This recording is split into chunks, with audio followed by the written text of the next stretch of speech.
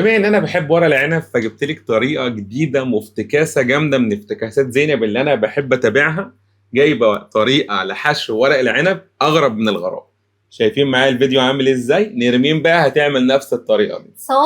صوابع المحشي بتاعي ورق العنب اثر معاك في حاجه؟ اثرت. انا دي شكلها ابن ناس. انا عجباني فكره الورده اللي بتتلف، فانت هتعمليها ورده بتتلف واشوف بقى هتطلع مستويه وحلوه ولا لا، وبعد ما ادوقها اقول لك بتاعتك احلى ولا بتاعت زينب.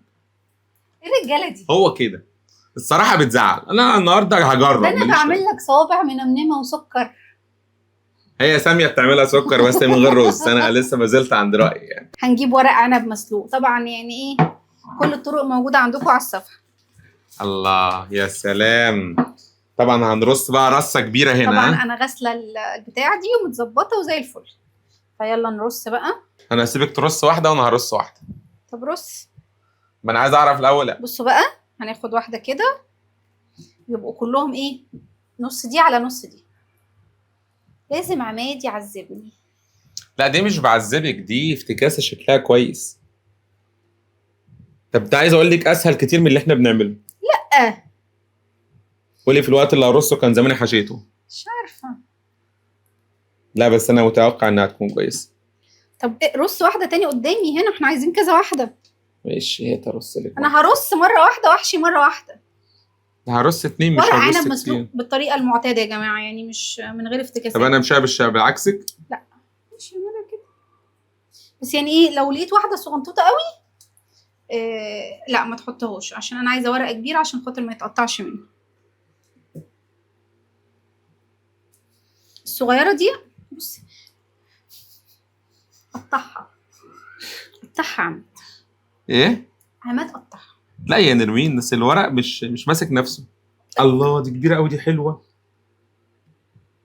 بصي كده انا شغال لو صح؟ لقيتوا اتنين صغيرين عادي ممكن تزودوا واحده تانية. انا كده شغال صح؟ انت بتحط نص على نص وخلاص. ماشي. ممكن الصغيره اللي انت قطعتها دي اهي نحطها في الطرف اهي. خلاص قطعتها. عماد ممكن تحطهم مفرودين، ما هو يعني افردهم ما تلكلكهمش. حاضر يا ريس. عماد في الاخر كله هيرجع في الاخر كله هيرجع البطن يا نرمين. يبقى خلاص كلهم بالصوابع بتاعتي. لا هناكل بطريقه زينب. اوكي دي مقطوعه في النص فهحط واحده كمان. هما دول اتنين بس انا مش عارف افكهم من بعض. لا سيبهم هفكهم انا. طب ما احطها عادي يا نرمين، انا جت على الورقه دي. انت اصلا هنا مزودين قوي. استني بس. لا على فكره مش قوي، شيلي بس اخر واحده عشان نحط تاني بس بس. احنا بنحط النعمه من تحت. إيه انت جايه تقولي المعلومه دي دلوقتي؟ انت حطيتهم كلهم مظبوطين. ايش ده جت حظ، خلي بالك. جه وقت الرز بقى. بصوا بقى، احنا عملنا خلطه المحشي المعتاده بتاعتي. لو عايزين تشوفوا طريقتها ادخلوا عندي في الصفحه هتلاقوها. احلى خلطه محشي بتاعت نرمين بلا منافس ولا منازع. حطيت الرز بتاعنا في كيس حلواني.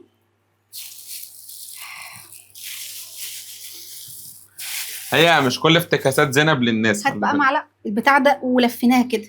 طب بقى ما انا نجيب اسهل كيس حلواني ونعذب يا ستي زينب. نفسنا ليه؟ استسهلي شويه، راعي ان في ناس بتتعب في الموضوع. لا يعني الموضوع كده اسهل اهو، بمعلقه صغننه.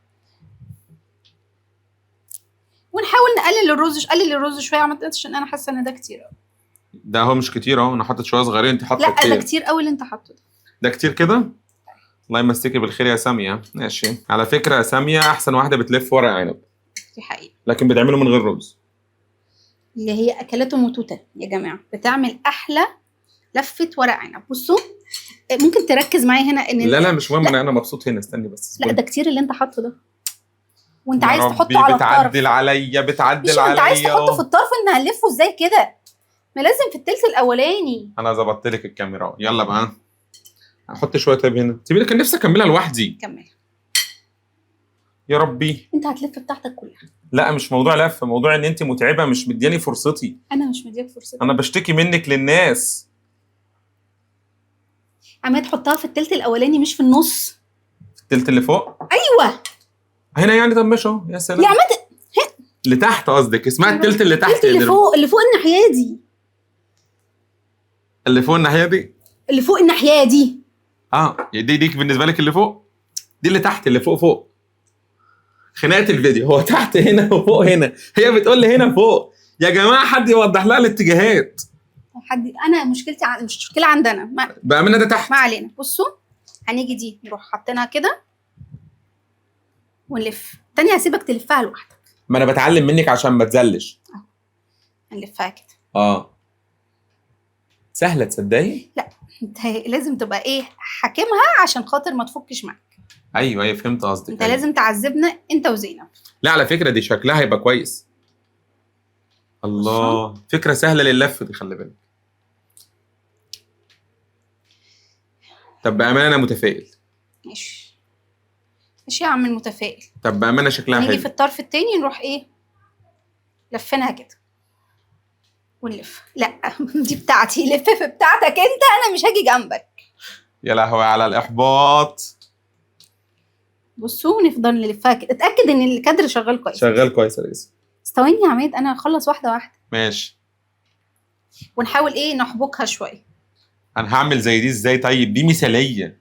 انا هكعورها كده يبقى شكلي وحش. انا هفرح فيك لما تكعور. خدي راحتك، ما هي الدنيا دي ايه غير كده.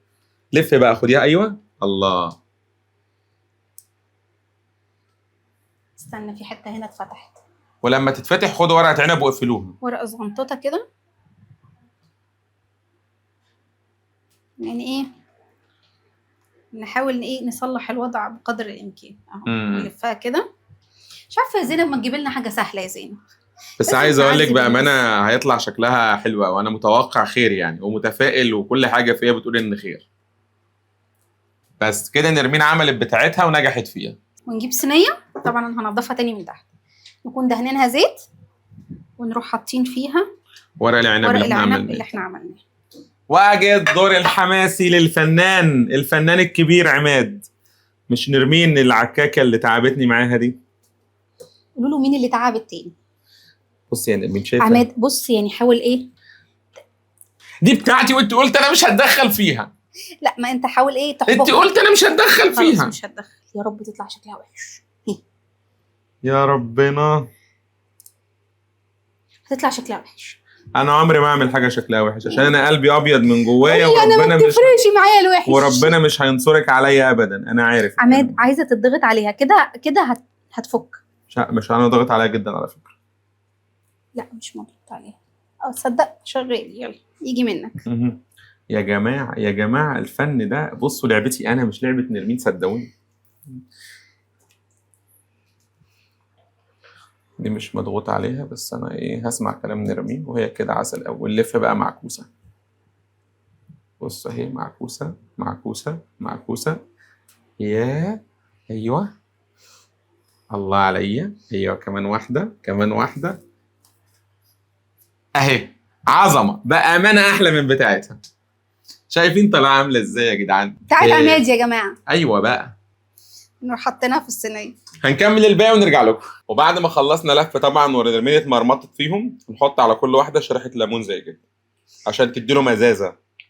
عشان انا ونرمين بنحب ورق العنب مزز شويتين 3 يعني. وبعد كده جهزنا بقى شويه شوربه او ميه مغليه وحطينا عليها مكعب مرقه وصلصه وتبلناها. وبعد كده نبدا نسقيها بالشكل ده. على كل واحده كده نحط شويه صغنطوطين بعد ما سقيناهم، ونغلفها كويس جدا بورق الومنيوم علشان ما يخرجش منها اي هواء. وهروح ادخلها الفرن على درجه حراره 180. هتاخد معانا من ساعه لساعه وربع، واول لما تستوي نرجع لكم. ريحه ورق العنب تحفه. وشيخه ما تشويناش بقى، عايزين نطلع ناكل. ايه رايك؟ مفيهوش ميه. ده واضح ان خير يعني. طلع لنا واحده بقى. تحبها محمره ولا؟ طلع لنا واحده ندوق. هاتي دي بتاعتي انا دي صح؟ دي اللي انت لفتها. ناكل بتاعتي اللي انا لفتها. المفروض في الفيديو حطت تحتيها سلطه زبادي، بس طبعا احنا صايمين فاحنا هناكلها كده. انا هاكل كده مش هاكل زبادي انا. بس ثانيه واحده عشان ندوق بقى. واحده بس كفايه. هي عادة تحط بتاعتها عشان خاطر يبقوا الاثنين عوازيل مع بعض. ايوه عشان شيلي بقى ده كله. حط الطبق عيني.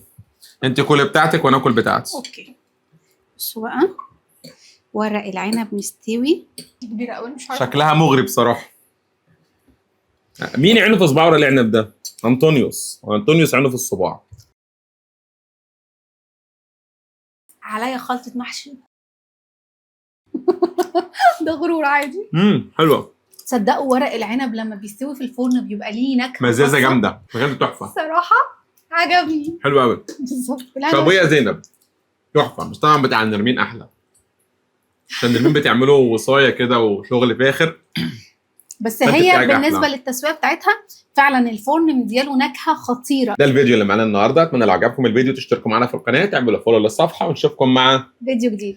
باي باي.